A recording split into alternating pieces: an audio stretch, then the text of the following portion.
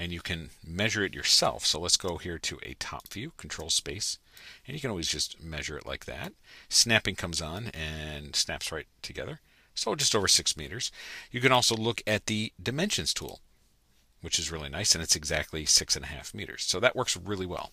So just something if you want to be more exact, turn those tools on. All right, so we're 6.5 meters. Why is that important? Well, when we get over to our spline effector, we need to determine the size when we create it. So this mesh we'll call just tube, like this. And then I want a spline deformer. So again, in the deformers tab, under the animate tab, we'll hit spline. And remember, our tube is selected first.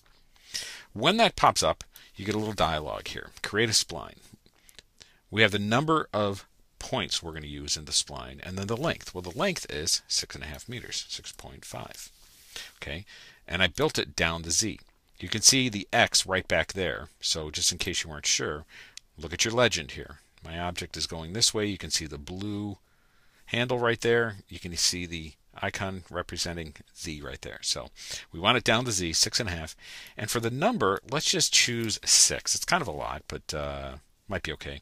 We're going to use more for our snake. All right, and then we're going to click OK. Now what happens is you get a 6.5 meter spline, but it builds from 0 out. And that's okay. If we had moved our object, it would line up, or we can just move these. So let's jump into setup mode real quick.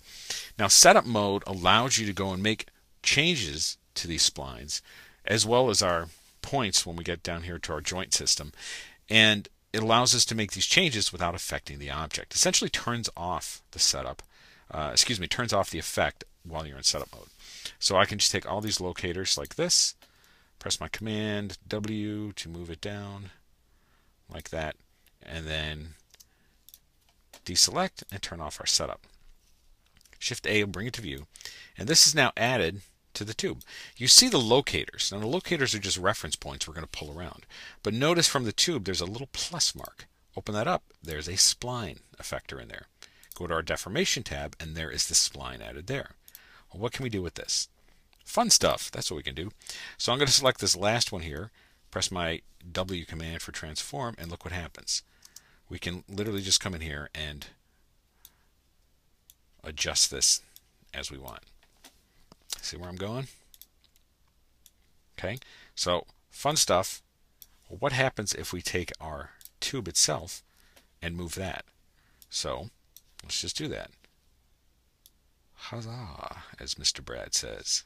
Well, let's come back here to the magnet effector, and you'll see that as I play with the range, it's still affecting everything, which is kind of neat. And I could leave that one. So why don't we do that? Let's shrink this down, and we're going to rename this Clover Growth. Okay. Let's select the clovers again, and this time we're going to add another magnet effector. But this one we're going to call this Leaf Growth. And I'm going to shrink that down as well, because now I've got two magnet effectors playing with this whole thing. So instead of this leaf growth, let's open up our clovers. I've got two of them in here. This first one is our clover growth. Let's just name these so we're accurate. And this one is our leaf growth. Okay. With that selected, with that influence selected, parametric interpolation is fine instead of linear, so it's a little smoother. Instead of the entire mesh, choose weight map. And the weight map name, just choose the container. So now when we go back to the leaf growth, I'm going to hit setup mode very quickly. And actually, before I do that, let me just show you why I'm going to do that. I'm going to play with the range. And look what happens. Just that those weighted leaves shrink down. Okay. So what I'll do now is go to setup mode, press W to get my transform, and I'm just going to move this over and center it right on those leaves. That looks pretty good. Turn off setup mode. And now when I play with that range,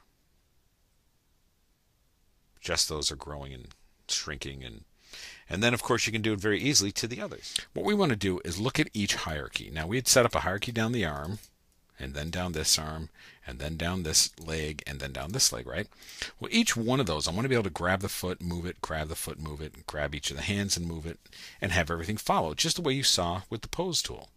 We double click a chain, turn on the pose tool, grab something and move it. Well, that's what we want the inverse kinematics to do. We know it's working because the pose tool is a variation of that IK, but we want it a little more permanent, and that's where setting this up with a goal will help us out. So I'm going to select the root over here of that leg, hold the shift key and select the foot. And that gives us control for where we want this IK chain to happen. We're saying start here, end here. And you notice that assign IK is still ghosted. Well, I need to be in setup mode. So setup mode, have those two selected, assign IK, and now add goal is visible. Let's click that, and you see a little red square. Red means it's the right side. So when I click on this and turn off the setup mode, you can see that not only is my goal working, so is my pose tool from earlier. You can combine these two, which is actually really kind of neat. So let's take this little guy right here, this goal, hit, let's say, W command for transform, and let's move it. Works really well.